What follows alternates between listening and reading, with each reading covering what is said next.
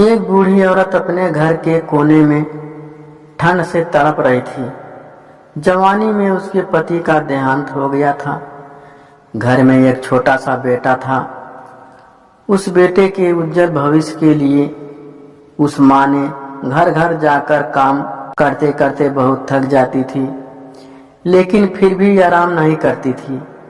वो सोचती थी जिस दिन बेटा लायक हो जाएगा उस दिन आराम करूंगी। देखते देखते समय बीत गया। माँ बूढ़ी हो गई और बेटे को अच्छी नौकरी मिल गई। कुछ समय बाद बेटे की शादी कर दी और एक बच्चा हो गया। अब बूढ़ी माँ खुश थी कि बेटा लायक हो गया, लेकिन ये क्या बेटे व बहू के पास माँ से बात करने तक का वक्त नहीं होता था। बस ये फर्क पड़ा था माँ के जीवन में। पहले वह बाहर के लोगों के बर्तन व कपड़े धोती थी, अब अपने घर में बहू बेटे के। फिर भी खुश थी क्योंकि यह औलाद उसकी थी। सर्दियों के मौसम में एक टूटी चारपाई पर बिल्कुल बाहर वाले कमरे में एक फटे से कंबल में सिमट कर माँ लेटी रहती थी और सोच रही थी कि आज बेटे को कहूंगी, तेरी माँ को बहुत ठंड लगती है, एक नया कंबल ला दे।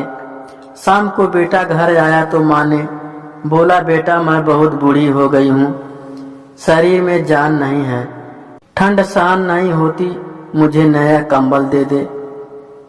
तो बेटा गुस्से में बोला, इस महीने घर के राशन में और बच्चे के एडमिशन में बहुत खर्चा हो गया। कुछ पैसे हैं पर तुम्हारी बहू के लिए साल लाना है।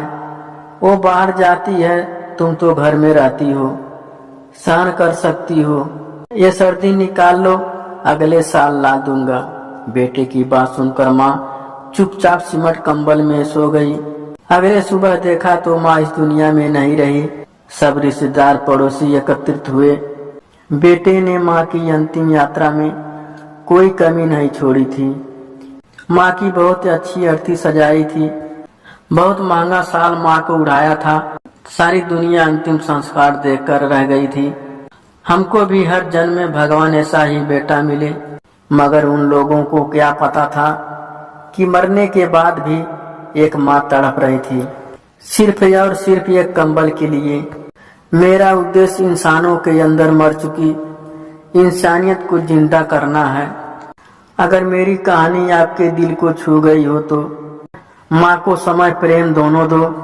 जीवन में एक माँ ही भगवान के रूप में बचपन से अब तक साथ है।